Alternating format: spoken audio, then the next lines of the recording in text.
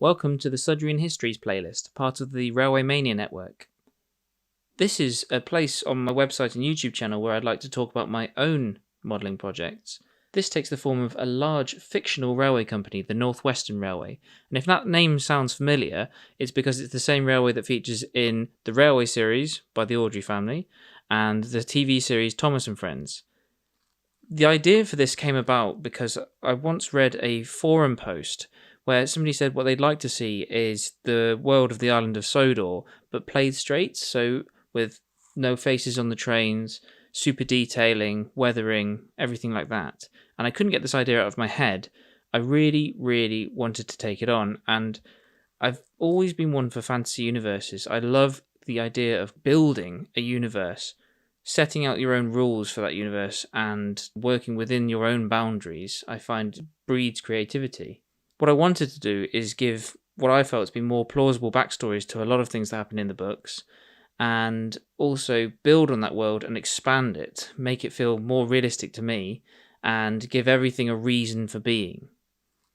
So, in a way, this world is an alternate universe where the island of Sodor really does exist, between Barrow and Furness and the Isle of Man, and the aim is to flesh out this freelance railway system with every possible detail, from never-seen-before locomotive designs to written timetables. The main things that are different about this universe are that the original island of Sodor is a bucolic backwater filled with beautiful rolling countryside, which is great for a children's book, whereas this alternate Sodor is much more industrialised. I've changed a lot of things in the timeline of the books, and the pre-1915 railways that made up the NWR form a much bigger and more successful system.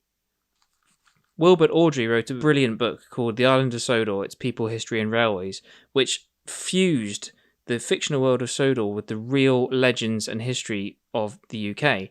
And I try and reuse as many of the ideas that Wilbert and George had when writing this book, because it's so well thought out and it's a really, really good read that you can almost believe it was real. With this project, I aim to take this a step further. The backbone of the Sudrian Histories project actually takes the form of an enormous spreadsheet with multiple tabs on different subjects. For example, one of the tabs is just a list of all the locomotives that I want to model.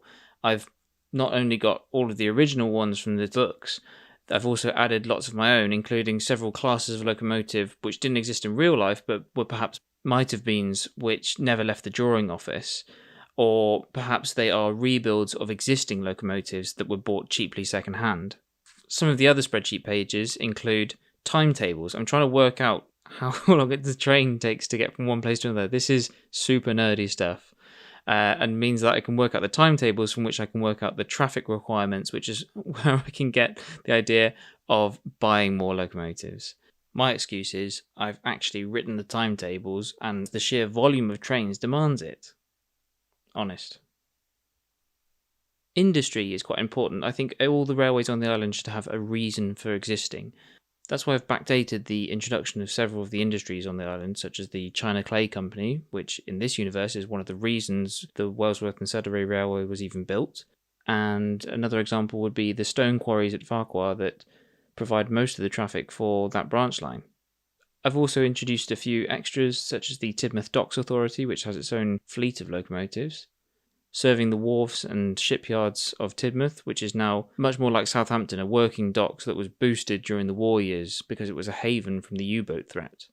In this series, I'll take you through some of the completed projects, what the thinking was behind them, their backstories, the justification for having them, and maybe some of the techniques I used in building them. I'm not a master modeler by any means, but what I do hope is that the modelling is quite fun to follow and gives you some inspiration along the way. I really hope that you've enjoyed watching this series as much as I've enjoyed building the models. Please subscribe to the channel if you'd like to stay in touch, and don't forget to turn on notifications. Thanks very much, and see you next time.